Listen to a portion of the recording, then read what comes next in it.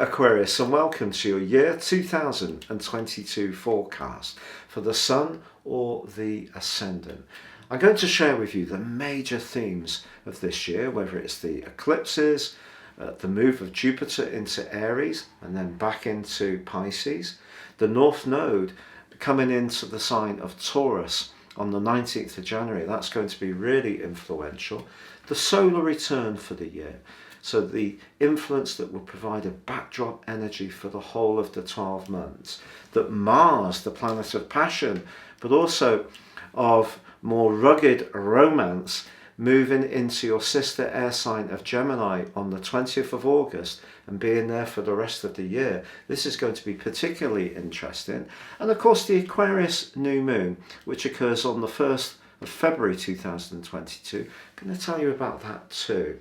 And these major strands, along with tiny Pluto in the 12th house, your ruler Saturn in your own sign, Neptune and initially Jupiter in the 2nd house, and of course Uranus in the 4th house, which has been so influential over the last few years.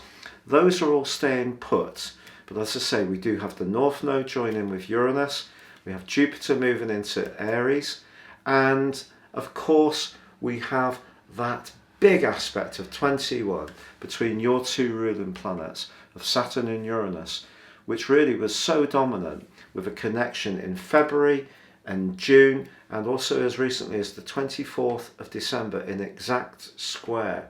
So that's still going to be resonating out this year, but it won't be as powerful. So if you did encounter some frustrations in 21, and I really think it's likely around where you live, who you live with and how, it's been a bit stop-start around those areas, or around your emotional world or family relationships, I think there is the potential for improvement this year, the potential for things to be easier. But what I would like to do before I share more of your situation is just very gratefully ask you to subscribe to my channel.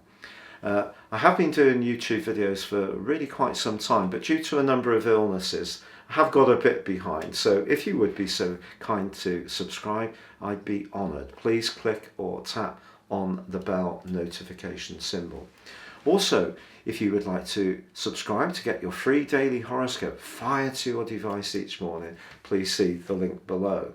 And finally, if you'd like to send above this Zodiac sign forecast and understand what this year will hold for you as an individual based on your time, date and place of birth, and order your year 2022 forecast, if you do so in year 21, I'll give you the rest of that year free, plus a character analysis and 30% off. Please see the link beneath this video. Or if you order in 22, don't worry, I'll give you a full 12-month forecast, the character analysis, and still the discount from that point. So, as we begin this new year, I just want to take a retrospective look at the solar eclipse of the 4th of December.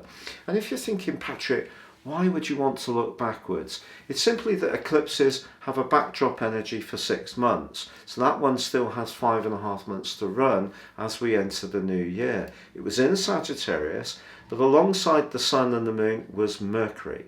Now in a technical sense, Mercury is not at its best in the sign of Sagittarius. It's known as being debilitated, but I think it's one of the least potent debilitations. And for you, because there's a kinship between the sign of Sagittarius and Aquarius, that you both appreciate freedom and can be quite progressive, this is a really terrific solar eclipse pulsating through the first half of the year. But also Venus and Pluto are conjunct in the sign of Capricorn when that eclipse occurred, and they actually ended up being pretty well side by side for the whole of December. The reason being that Venus went into a retrograde on the 19th of December.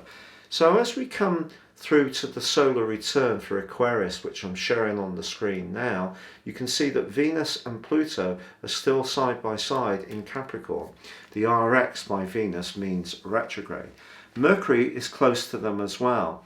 And of course the Sun always in Capricorn at this time of the year. So we have a stellium of energy in Capricorn. But that may make you think about 2 years ago when we had the Eclipse series going on between the cardinal Cancer, your 6th house of physical health, and the cardinal Capricorn, your 12th house of emotional and spiritual health, and of course with Saturn and Jupiter there as well, that turned out to be quite a challenging period of time for many water bearers.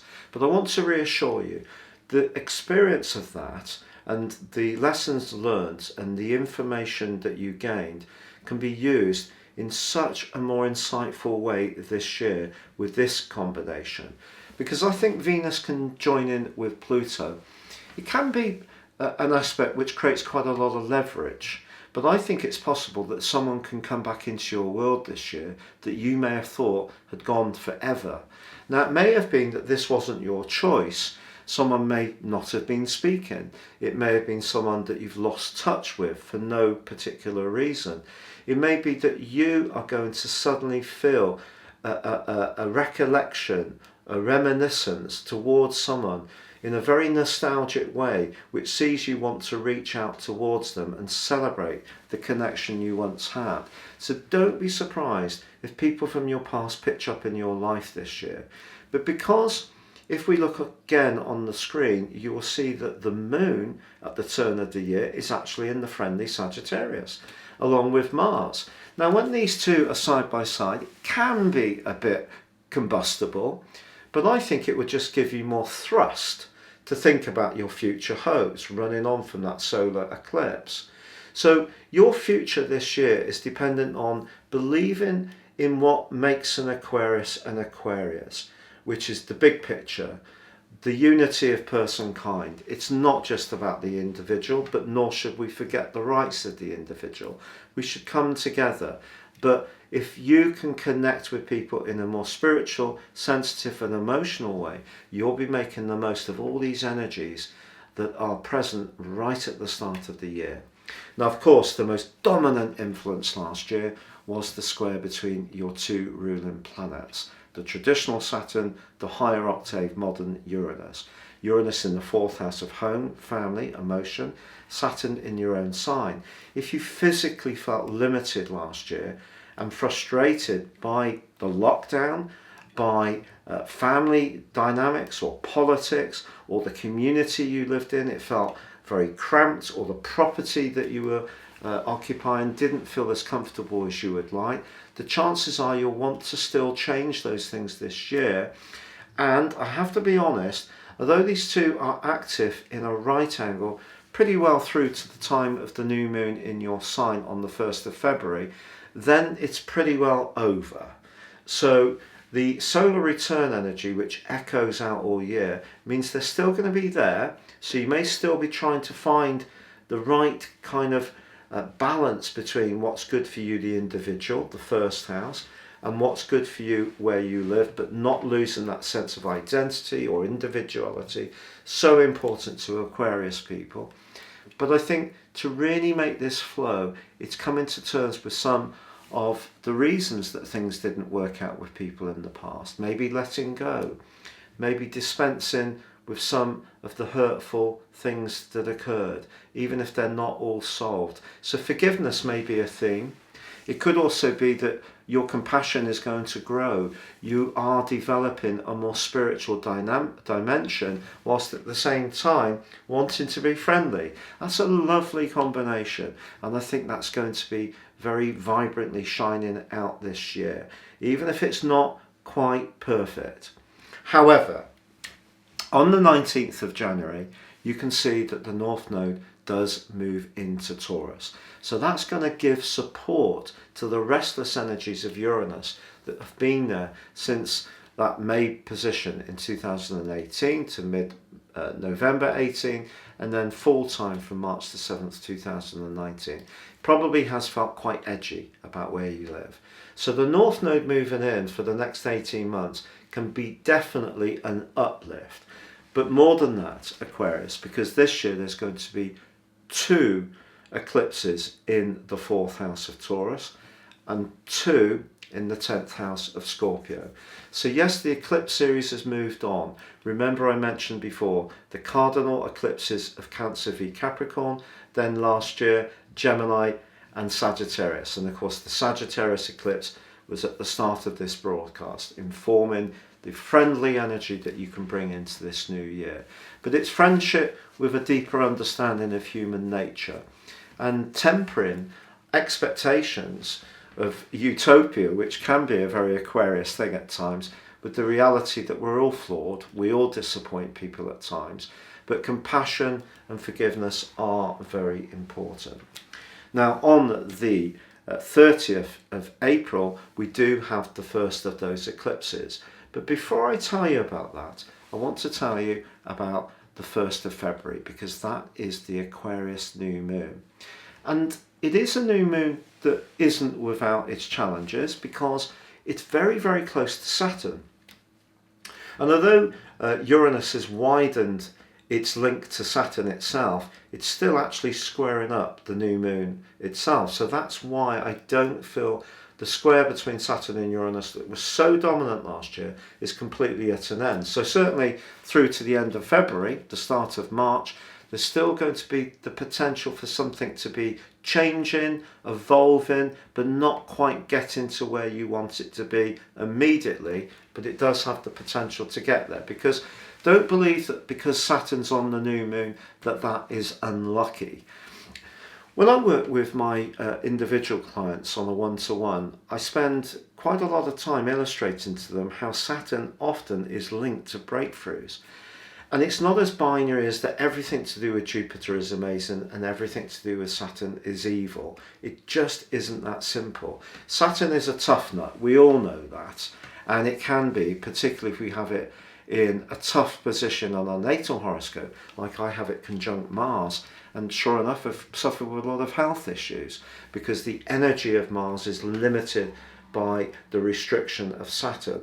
But on that new moon, I think it's saying that whatever you or I are trying to do as individuals, it needs to be well thought through, researched. Saturn, we need to be exacting in our scrutiny of whatever we're starting on, the journey we're starting on, or wherever we're trying to inject new energy in to ongoing strands that are working well. We need to be realistic. So that realism is something that I think is part of a lot of Aquarius people, because there's a duality with Aquarius people. The idealism, but also the innate Saturnian influence is very much about, respecting structures, tradition, laws, working with what there is, but trying to be progressive within that, which is the Uranus influence, the modern ruler. So I think a lot of Aquarius people understand the role of Saturn very well. But once you get through to that solar eclipse on the 30th of April, it is combining with the modern ruler of Aquarius, Uranus. It's also forging a terrific angle with Mars in the second solar house of your situation. So by the 30th of April, I think you could be feeling a lot happier about what's shaping up around your home situation, but it may require some kind of change or flexing or upgrading or moving around over the following 6 months. So whereas last year there was the limitation and the frustration, this year I think the solutions can come, but you just need to stay in touch with the feeling part of the process, but keep the aim on the hope, which is the longer term energies of Sagittarius. Because what I didn't tell you, on that solar return, if we take the position of the moon and the sun, the midpoint between them is 28 degrees Sagittarius. So this is a Sagittarius year of moving around a lot more, I feel, sharing ideas a lot more in your case, and making new friendships. How good is that? But they need to be friendships with sincerity, not being fair weather friendships. That won't work for you at all. So then on the 16th of May, we have a lunar eclipse in Scorpio, which will mean that your feelings are quite close to the surface, but it does forge a sextile to Pluto in your 12th house. So even if you do find it a little bit difficult to conceal how you feel about some deeply personal matters, I think there's all part of a picture that's evolving here, that maybe you're beginning to share your feelings more. Something that, yes, you can share principles and be outspoken, but share how you feel is not something that air signs necessarily find so easy to do. Now, just on the concept of Mercury retrograde, it does begin on the 14th of January in Aquarius, but it ends up in Capricorn by the 3rd of February. So just be aware that something you even try and start then, before the new moon, could get a little snagged. And then on the 11th of May, Mercury goes retrograde in the sister air sign of Gemini, but then reverses into Taurus. And then on the 10th of September, goes retrograde in your sector of travel. So if you're planning anything around travel around that part of the year, just be aware that it could be subject to some changes, but then it rewinds back into the 8th house for Aquarius of Virgo, very much to do with precision. So each of the three starter Mercury retrogrades begin in air signs, just like they did last year, but they each end up back in an earth sign before coming back into the air sign. And then in the last 3 days of the year, Mercury does go into retrograde in the 12th house for Aquarius people. So that might be another blush of that energy of someone coming back into your world in a surprising way. Now, I need to tell you also about Jupiter. So on the 10th of May, Jupiter, the planet of growth, of optimism, in traditional astrology of good luck, moves into the 3rd house. The 3rd house governs siblings, neighbours. It also short journeys, learning, sharing of information. If you're preparing some kind of online course or you're training to be a teacher, this is perfect timing for you. Or if you want to engage with technology more, perhaps even build your own website, a brilliant time to launch it will be from the 10th of May through till the 28th of July, because then Jupiter goes retrograde, and by the 28th of October goes back into the sector of money and is there through till December the 21st, when it goes back into the 3rd house. So I do feel that some YouTube astrologers will make out that Jupiter is the panacea for this year, but it is much more nuanced than that, because of course it's travelling backwards. So maybe your ideas that are so fresh and bright, particularly because Jupiter is the ruler of Sagittarius and of course the ruler of Pisces too. So, you know, for you, in terms of having that very Sagittarian energy as a backdrop to all your activities this year, this is a chance for you to feel that you're expanding, and you can, but with the solar eclipse in your 4th house of home and emotion in the following 6 months, that's going to be your main basis of activity, I feel, because by the October the 25th, the solar eclipse, the second solar eclipse of the year, is actually in Scorpio, and that can be wonderful for your career because it combines with Venus, and someone that you get on very well with at work or have a connection with can become a major player in your world in the last part of the year.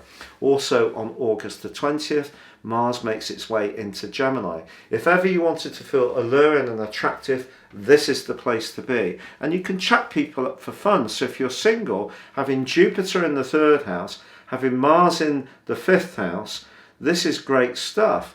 But what the Eclipse series is saying, and that comes up with accumulation on the 8th of November in the sign of Taurus for the lunar eclipse, is that you need to find the balance between your emotional needs and home, family and security, and how you're going to interact in the wider world.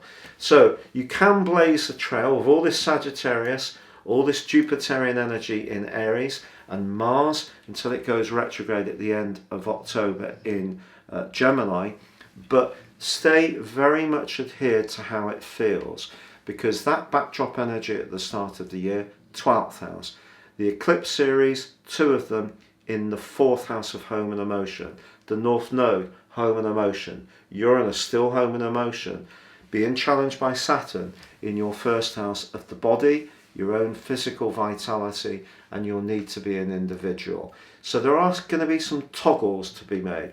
You can't live only in an air and fire way this year. You need to feel, but also appreciate the need for security, because the eclipses are occurring in fixed signs, and of course you're a fixed sign too.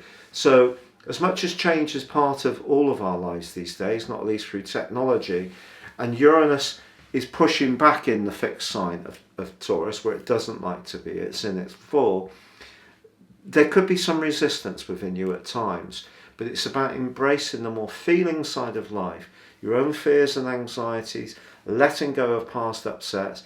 There can be some reunions this year, and I just feel that by the time you get to the wonderful Sagittarius new moon, which occurs on the 23rd of December, that links brilliantly with Jupiter, but Jupiter back in Aries. So I think you can end this year triumphantly in lots of different ways, Aquarius, but it is coming to terms with the process of being an emotional being. Take care, good luck, and goodbye.